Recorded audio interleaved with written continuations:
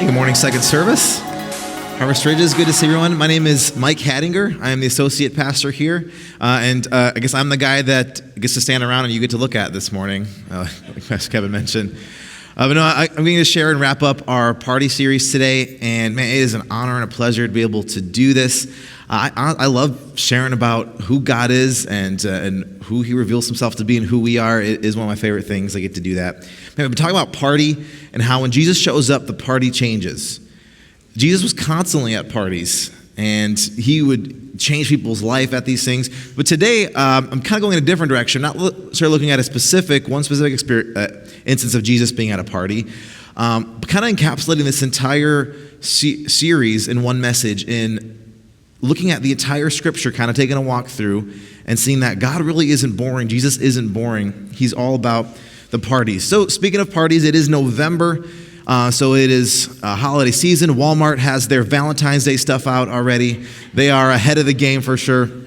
But I want to do some interaction with you guys. So we're going to do this twice today, so get your smartphones out. If you don't have a smartphone, I'm sorry. I have ignorantly excluded you today. Please forgive me. But I want to take a poll, do a little word cloud poll. So go to this website, go on your browser. If you're watching at home, you can do this on an iPad, desktop, whatever. Go to pollev.com/MikeH100 to go to that website. And think of your favorite holiday memories. So I want you to get the scene, picture the scene of your favorite holiday memories. What are the things that are there? What nouns are there? What's part of that scene in your mind? What things are there for your favorite holiday memories? Favorite holiday memories. What is there? You can go ahead and bring that over, Maggie. There we go, right on time. I'm going to answer as well.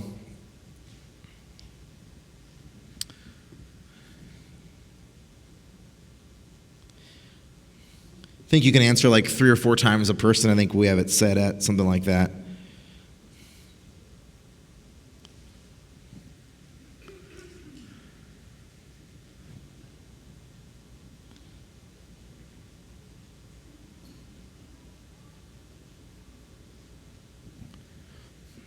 All right, looks like they're coming through.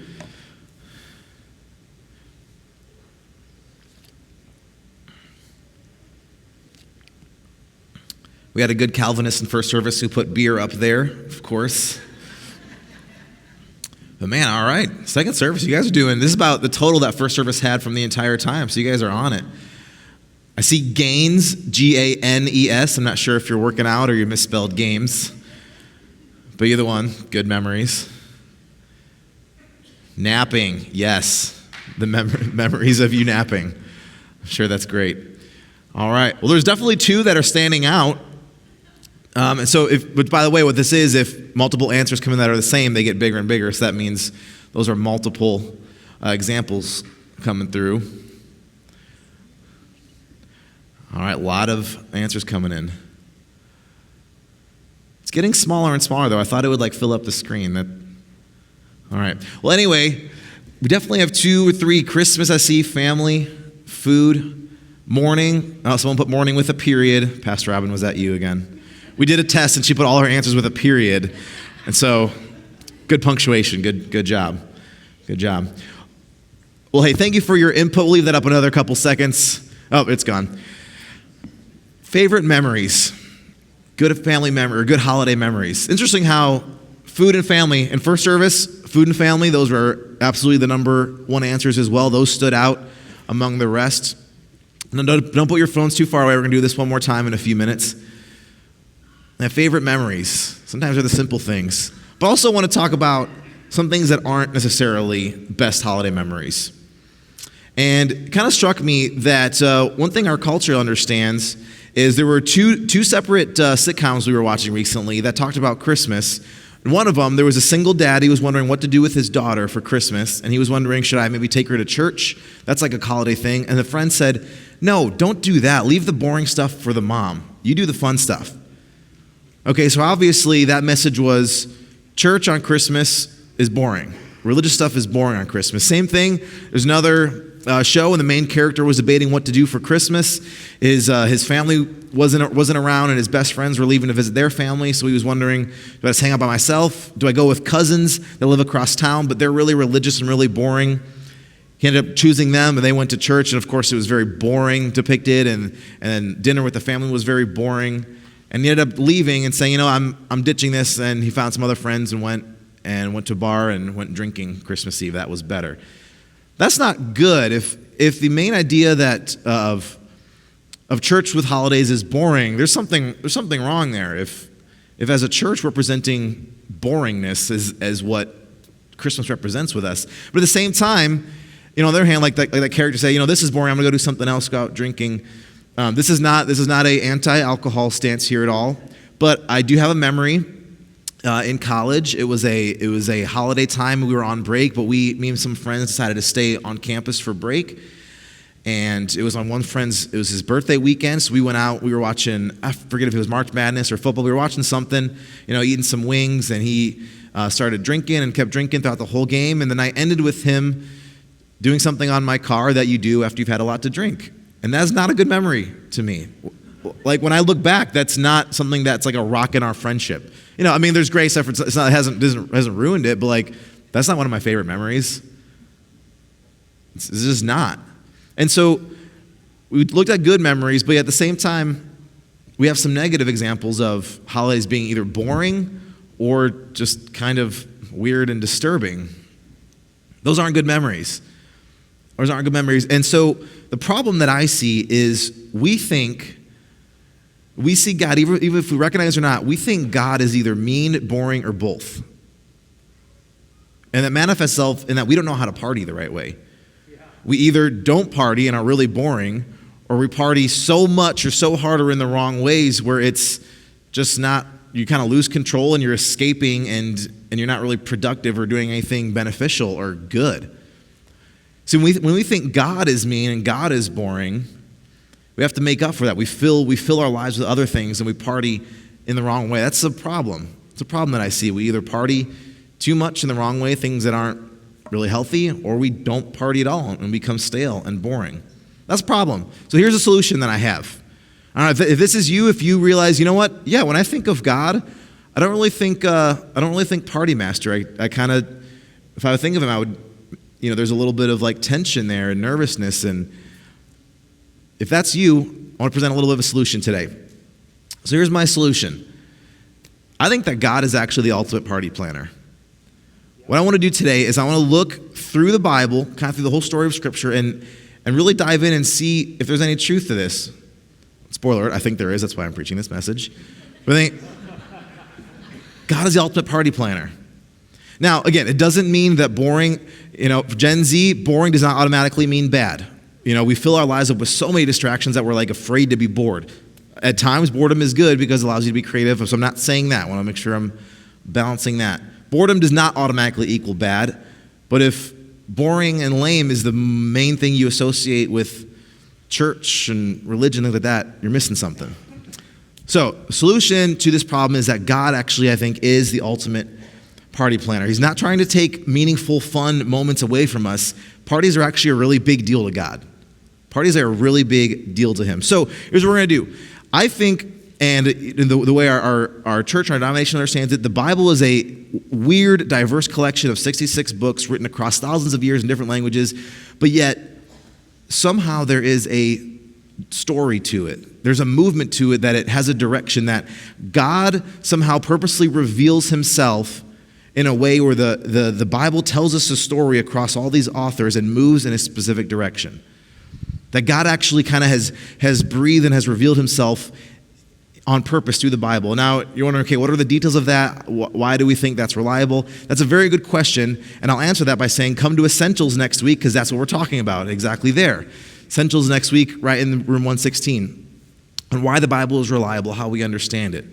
But what I want to do is, if you can put that picture up, Maggie, I think the Bible is like a big tapestry. If you've seen something being woven on a loom, does anyone know what a loom is? Is that a weird word? Yeah. So anything something being woven, a big carpet tapestry. It has all these threads in it, and the Bible, it's got 1,000 threads running through it. It's so diverse and it's so expansive, but yet I believe you can find these little threads that kind of run through all the way through. Just like if you see the pattern there, there's a thread. If you follow it, it'll run all the way through from beginning to end. That's what I want to do today. I want to find a little thread, the party thread, and kind of follow that thread through the story of the Bible, starting from the beginning, going all the way to the end, and see what that thread can show us. So that's what we're going to do today. That's the plan. And we have 5 stops. So here's kind of the roadmap of what's going to look like. Look at these beautiful shapes that our assistant Brandy has made. Thank you, Brandy. These are our roadmap for our stops today. We're going to do 5 different stops and look at how God uses parties to reveal himself, to help us go along on our way. God really is the ultimate party planner. So that's the goal today. Now, if that's true, if God really is the ultimate party planner, if we really do see that throughout Scripture, God is constantly using parties, throwing parties, things like that, then here's the takeaway. If that's true, then for us, we should party to remember, not escape. Party to remember, not escape. That's the main point today. It's the one main point that I have for you. Party to remember, not escape. So again, not escape. This is not whatever you escape into. Video games, alcohol, shopping, whatever. Don't escape life, but also don't not party. Party.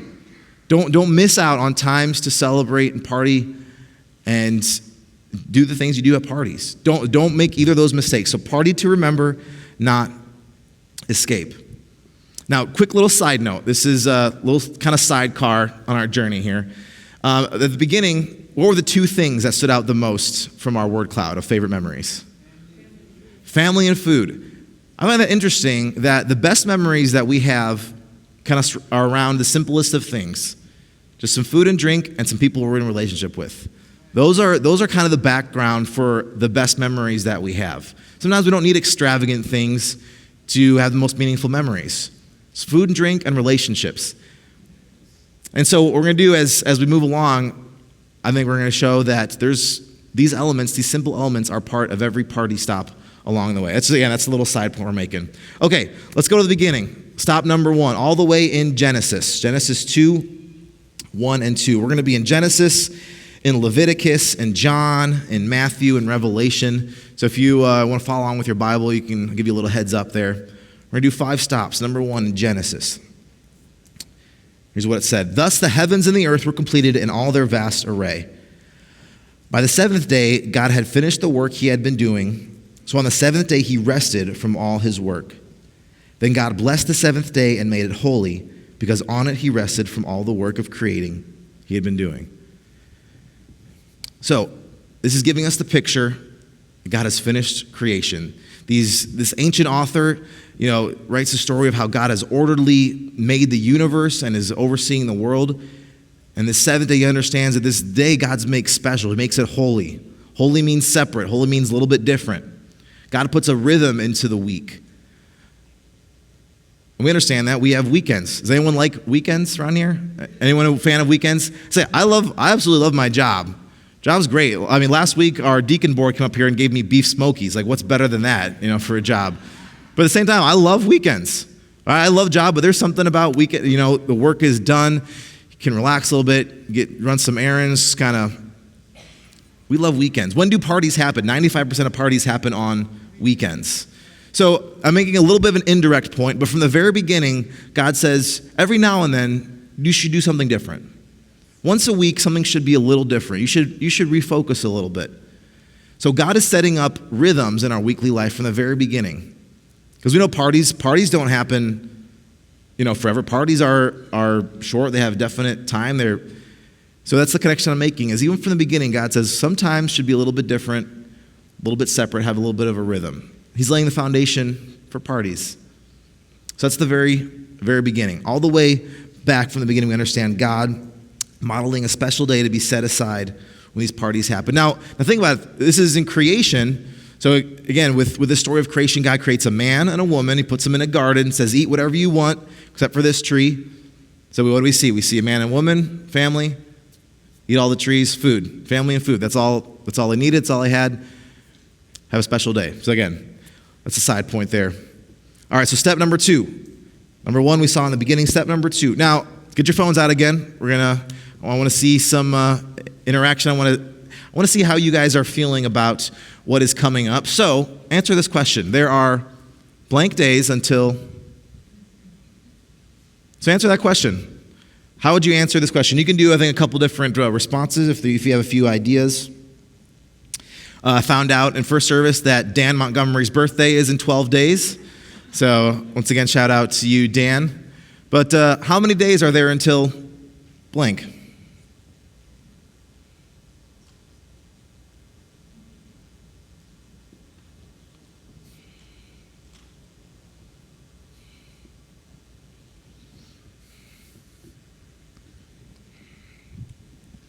All right. Monkey. There's one in every crowd. Not a monkey, someone who's got to make jokes.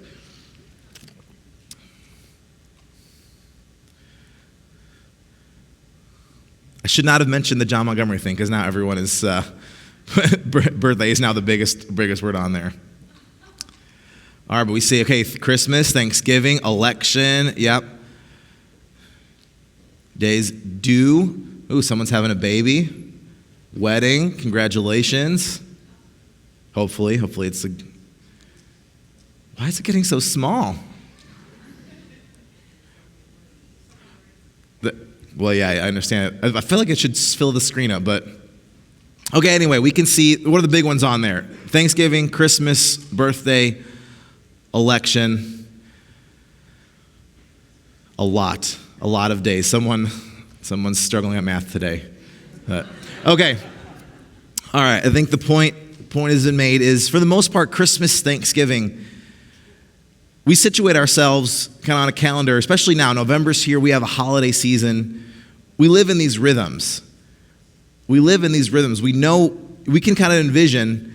It's November 1st. Over the next 2 months, you can basically kind of picture what the next 2 months are going to look like somewhat. You know you're going to have family over soon. You're going to go somewhere. You're going to eat turkey probably soon. And it honestly helps to have those rhythms in life.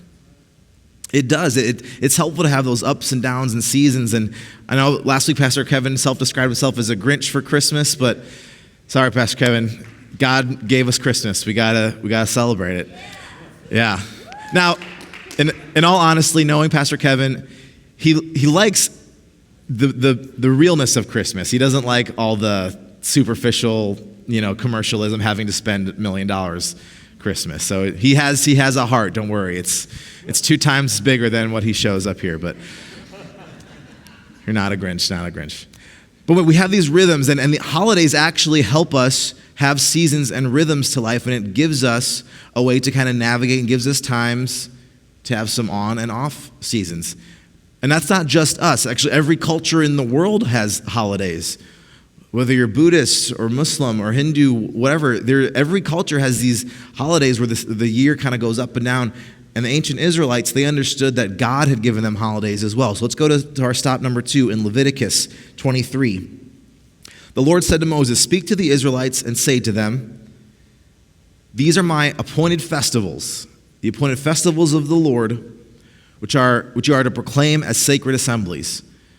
So God made this covenant with this nation of Israel. What is a covenant? Great question. We're answering that in Essentials as well next week. You should go there, find out that. We talk about covenant a lot here. It's a way to understand the relationship between God and man. So God, with his covenant with Israel, he says, okay, have these holidays. You should put some things on your calendar that'll help you remember who you are, who I am. Now, what are some examples of these holidays? This entire chapter goes through like 7 different festivals they have, but the first one it mentions is Sabbath. That's what we saw way back in creation. Sabbath is a festival to remember weekly. The second one then is the biggest holiday for the ancient Israelites, Passover. Passover. Let's go to the Exodus passage if we can put that on. And Passover was a holiday they celebrated. They were slaves in Egypt, and God sent plagues and delivered them from Egypt. They were set free. So God gave them this holiday called Passover. He says, "I will pass over you." That's why it's called Passover. "No destructive plague will touch you when I strike Egypt." Here's what they're supposed to do. This is a day for you to commemorate. What does commemorate mean? It means to remember. This is a day for you to commemorate for generations to come. you shall celebrate it. We can go back to that scripture, Maggie, if we can. For on this very day I brought you out of the land of Egypt. So God gave them a holiday, Passover, for them to remember and celebrate. So they should party in order to remember. Party in order to remember. God gave them these holidays, these parties, so they would remember who they were. So step one, in the very beginning, God gives them a rhythm. Step two, he says, hey, this rhythm, that's part of these celebrations you need to have. Also, like Passover, you should stop and remember that I have set you free from Egypt. You are my freed people. So when you get together and have this party, you should remember something. Now, what do they do at these parties? Families got together around and ate a meal.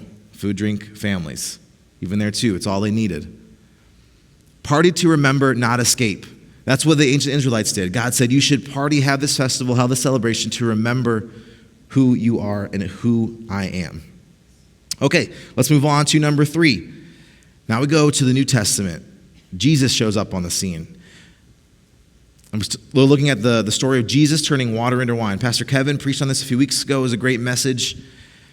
Now here's what John says about this. What Jesus did here in Cana of Galilee, water into wine, what he did here was the first of the signs through which he revealed his glory, and his disciples believed in him. So Jesus shows up on the scene, and the first thing he does is what? Is he keeps a party going. First thing Jesus does publicly to signify, hey, I'm here, there's something meaningful about me. The party was about to stop and crash and burn. He says, no, we're going to keep this party going. We're going to keep this thing going. That's the first thing Jesus does. I don't think that's by accident that John included this and shares it to us this way. Jesus shows up and he keeps the party going. He makes it meaningful. So number 1, we saw that God puts rhythms in our life. Number 2, God gives the Israelites parties that they should remember. And number 3, Jesus shows up and says, we're going to keep partying, keep the party going. I think this is a meaningful thing. This whole series is showing us how Jesus shows up at parties and changes things. I don't know if you think that Jesus, if you picture him, he was just walking along dusty roads, healing people and teaching. No, he was hanging out with people at parties all the time, just chilling, hanging out like a normal, regular human person. That's who he was. Jesus, God, is not just a dry, boring person that doesn't really get what's fun. Right? I don't know if you have this idea of God as this cop looking to shut your party down whenever it gets too loud. For me, I remember a moment. I had amazing parents, amazing dad. Shout out to my mom and dad. They're in Costa Rica. Happy anniversary, 33 years. Congratulations. There. Yeah. People are clapping for you if you can't hear mom and dad. But they're missionaries in Costa Rica. So we grew up in Costa Rica and Mexico. They lived in Mexico for about 20 years. They're amazing parents. Incredible. My dad's music taste, though, I would describe in different words than amazing and incredible. Ranging from odd to, I don't know. I don't want to hurt your feelings, Dad. You have great taste in music. Don't worry, Dad. It's very good. But also, so my dad, he grew up old Pentecostal culture, but also being missionaries in a new land, a new culture. We were very aware not to offend anyone. So we were very careful on the things we wore and said and the music we listened to. And it was always we were kind of on edge. We want to make sure we didn't kind of ruin our witness to anybody through something accidental that we would do or say, maybe Mexicans hate electric guitars. I don't know. We didn't know, so we were very careful. They don't, by the way. And so my dad, one of his favorite bands that he would have us listen to were these guys here called the Happy Goodmans. Has anybody ever heard of the Happy Goodmans? All right. So now, actually, I didn't realize there were this many of them. There were only 3 by the time the 90s came along. Hopefully, they weren't dying off, but maybe they separate. I don't know. But there were only 3 of them that I knew of. And they would just basically, if there was music that you could clang spoons to and yeah, in a church tent, picture that. That's the kind of music they sang. Southern gospel hymns. I mean, good quality music, good lyrics, but it's not music that middle schoolers, it wouldn't be their first choice or first thousandth choice. So anyway, this is the kind of music my dad loved, and you know how, even now, if there's one song, Happy Goodmans song, if it came on, it would make me emotional just because it has memories of my dad. I don't know. But anyway, as we were becoming middle schoolers, going into high school, And we discovered that there's like bands, Christian bands like Reliant K, 1,000 Foot Crutch back in 2002 that were like all the rage. And we're like, oh wow, there's music that has like drums and stuff. This is pretty cool.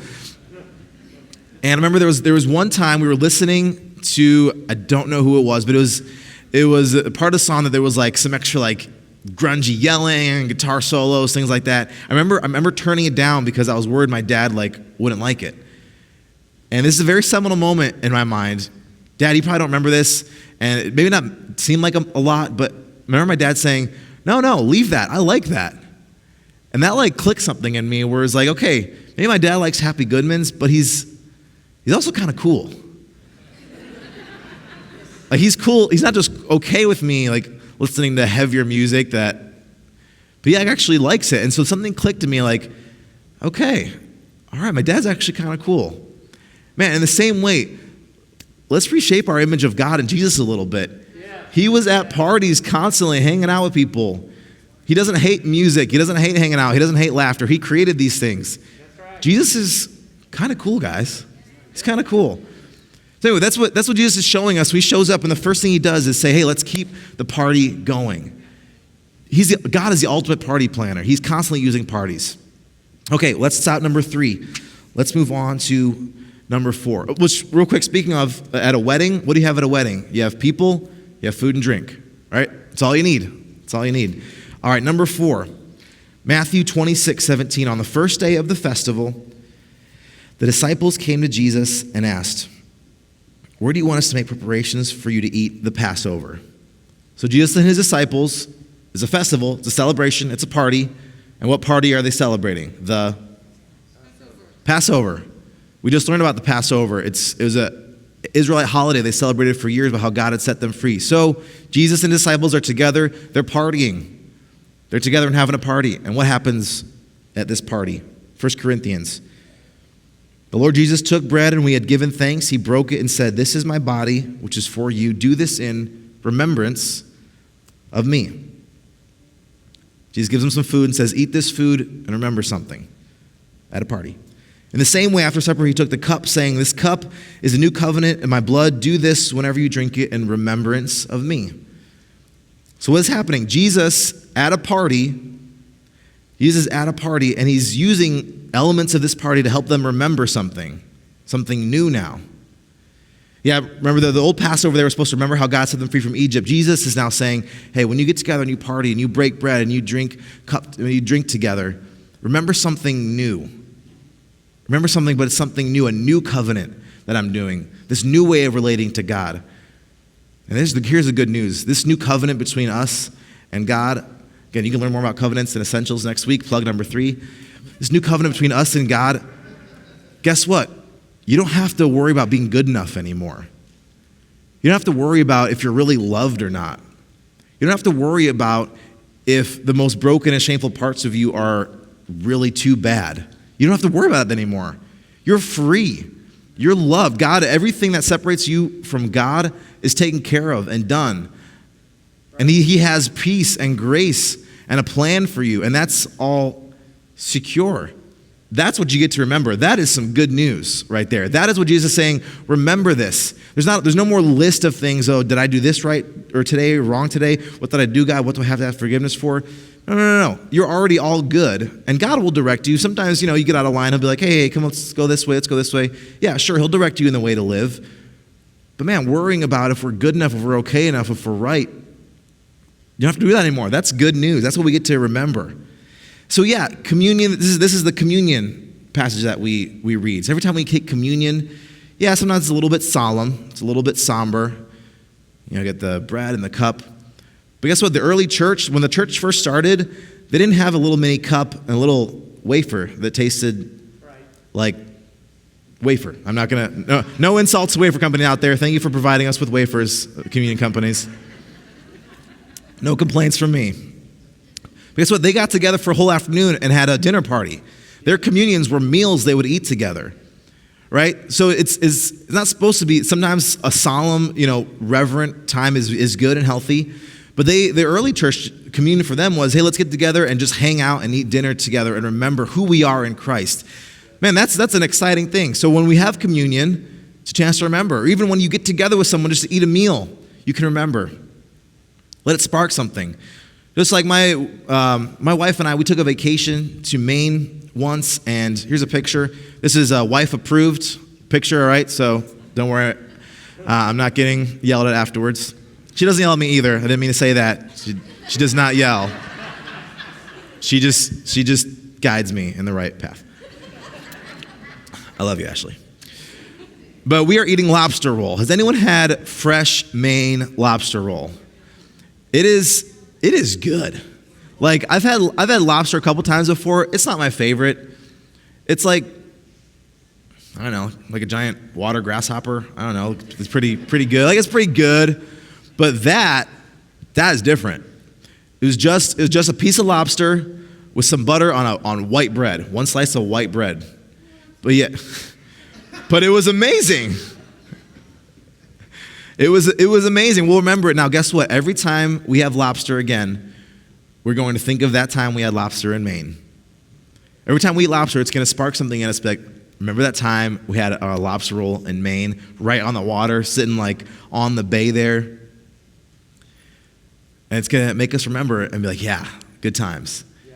Man, so for us, every time we take communion, every time you even celebrate with other Christians, how about, hey, guys, remember that time that Jesus died and rose again, giving us a hope for our future? And like right now we can live with no condemnation or shame or guilt and all the freedom. Like, remember that time that happened where we can live in that every single moment, every single day? That's pretty cool. Man, so when you party, remember, have those celebrations together. Remember, party to remember, not to escape. We can do that. We can do that.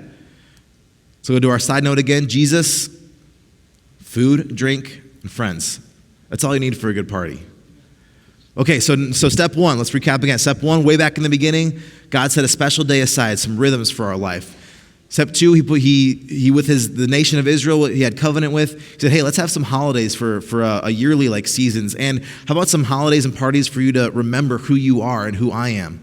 Then Jesus shows up and says, hey, we're going to keep this party going. That's the first thing he does when he shows up. Then later, towards the end of his ministry here on earth, Jesus says, you know what? We're going to, at a party, he says, I want you to remember something new. All right, so let's go to the final step then. Going to Revelation 19, 7 through 9. And Revelation, yeah, it's a weird book. If you've tried to read through it, or if you've read Left Behind, it has got some crazy images, but it is a book written by John, so the same John that wrote the book of John, John who was with Jesus, who lived with him for years, had these visions, and he wrote down these visions. And the main point is, hey, Jesus is in control. He's coming back, and he's going to make things new. That's the whole point of Revelation, is Jesus has got this, and he's got a plan for us. So here's what John is saying at the very end of all things, kind of where are things going? Here's what it says: let us rejoice and be glad and give him glory. For the wedding of the Lamb has come, and his bride has made herself ready. Blessed are those who are invited to the wedding banquet of the Lamb. Now, in his imagery, the Lamb is Jesus, and we can't get into all that right now. But for him, the Lamb is the King. The Lamb is Jesus. So Jesus is celebrating a wedding banquet with his bride. Who's the bride? Just a few verses later, Revelation 21:2 says, I saw the holy city, the new Jerusalem, coming down out of heaven from God, prepared as a bride, beautifully dressed for her husband. The bride is the city of God's people. We are the bride. And yes, there's imageries to understand and work through there. Paul writes and says he understands that marriage is a representation of how Jesus loves us, and it's not, maybe a little odd, it's not weird, but we're the bride. And so the whole point is this vision, this ending vision, is that there's going to be a huge wedding banquet between Jesus and his people, us. The start of a new relationship. What's a wedding banquet? It's a party. Guys, guess what? Where is all of this going? Where is this whole story of the Bible leading up to Jesus and now the future going? It ends with a party, a giant, ginormous party with everybody and God. It's all leading towards a party. God's planning this. He is the ultimate party planner. Know this, he doesn't just, Pastor Kevin, you said it perfectly earlier. He doesn't just tolerate us. It's not like he's got this book of all our things and like, well, you really sinned a lot, but I guess I promise I'd forgive you so you can get in. Like, if that's our attitude, he does let us in, but this in and out idea is missing the point. God says, I love you so much. You are my favorite. I want to live with you and party with you forever. That's what it's all about. And why is this party happening? Well, here's why this party is happening, because it's starting something new. Revelation 21, 3-5. And I heard a loud voice saying, look, God's dwelling place is now among the people, and he will dwell with them. God and people are just together at last. They will be his people, and God himself will be with them, and he'll be their God. He will wipe away every tear from their eyes. There will be no more death or mourning or crying or pain, for those old things have passed away. 2020 will one day pass away, people. And, for the suffering, if you didn't think the world is too bad this year, hopefully it's changed your mind a little bit that there's something wrong with our world. But he who was seated on the throne said, I am making everything new. That's why there's a party, because one day God is going to end the evil and the pain and the wrong in the world, and he's going to make things new. Don't you want that hope? Don't you want to live with that hope? Now, we can get into the mind reasons of why and how to believe this, but man, doesn't something in your heart say, we need that? This world cannot be all there is. We cannot just die and go into the dust, and this is the whole purpose of things. Don't you want a time and a place where crying and mourning ends, and a party is what kicks off the rest of eternity? I want that. That is why. Because of that hope, because that is how the story of the Bible progresses, and it ends with this party of us and God partying together because we're about to live this new life. It's because it goes in that way, because it shows that God really is the ultimate party planner. From the very beginning, he gave us some rhythms. Hey, something should be different every now and then. Then he gave holidays. Hey, remember that I've set you free, Israelites. Then Jesus showed up and said, hey, let's keep this party going. Then Jesus said, hey, when you party, number 4, remember who you are in me right now, present. And it's going towards, hey, another party's coming. A big party is coming. Because of that, because God really is the ultimate party planner, we can party to remember, not escape. Today, we can party to remember, not escape. No offense to Mr. Pitbull, Mr. Worldwide, Mr. 305, whatever, all the titles he goes by. If you guys don't know Pitbull, he's a Puerto Rican rapper. He's got some fun songs, not going to lie, but there's one that stood out, thinking I ran this message, and it goes, I knew my rent was going to be later about a week ago. I still can't pay it, though, but I got just enough to get up in this club, have a good time till my time is up. And unfortunately, that's the attitude that a lot of people have is, I can't fix the problems, I can't handle all my responsibilities, but I'm going to have a little bit of a good time because that's really all I can afford right now. All I can do is just escape for a little bit and not worry about the future. And so with all due respect to, I don't even know what his real name is, Mr. Pitbull, if you're listening, if God has done something in your life and you're listening to me right now, thank you for being creative with your music. But I'm countering your point right now. Man, there's something so much more than life kind of sucks, but let's just escape for a little bit. Let's just use whatever we have left. Let's just get up in this club for a little bit and not worry about tomorrow. Well, here's the problem. Monday always comes around. The problem is the hangovers are always still there. That's the problem, is you can't just live that way because, yeah, it sounds good for a little bit, but it doesn't last. That Monday feeling. Parties, yeah, party this weekend, but man, Monday's coming. I don't want to live that way. I'd rather live however, like every day is Friday, where yeah, you know what? There's still some work to do. There's still some pain to go through. So, some things are not quite done yet, but there's a party coming. There's a party coming when this is all done. That's the hope that we can live in. There is a party coming. That's what I want for you guys. So party to remember, not escape. Now, escape, this is not just, again, this is not anti-alcohol. Whether you can escape through drinking, through partying, you can escape through nostalgia this Christmas, you can escape through shopping and buying so many gifts that you're so focused on that you're not even thinking about real life, you're just escaping. But also maybe you can be so boring that it's like, okay, great, Thanksgiving, Christmas. Man, don't do that either. That's not who God is. God's the ultimate party planner. He gave us parties so we could remember, be aware of who he is, who we are, and where this is going. Let's party to remember and not escape. You guys can come on out, man. party to remember, not escape. So this holiday season, it's November 1st, over the next 2 months, it's gonna be a lot of holidays and partying happening. So don't escape through whatever it is you can escape through, sports or planning or watching movies. Do those things, but do them in the fullness of what God has given. Don't miss out on this time. Don't be a Grinch. Embrace these holiday seasons. Remember that what God has done, just like Passover, remember what God is doing right now, just like with communion, we're living in the new covenant right now. And remember where this is going. There is a new party coming. There's a new party, a new life coming. Let's remember those things. Let's take Thanksgiving or Monday, November the 2nd, and take those times to remember. Let's take Christmas, embrace these times, party to remember this holiday season and not just escape. I'm going to invite you to stand. We're going to sing a chorus that reminds us of this hope that we have coming.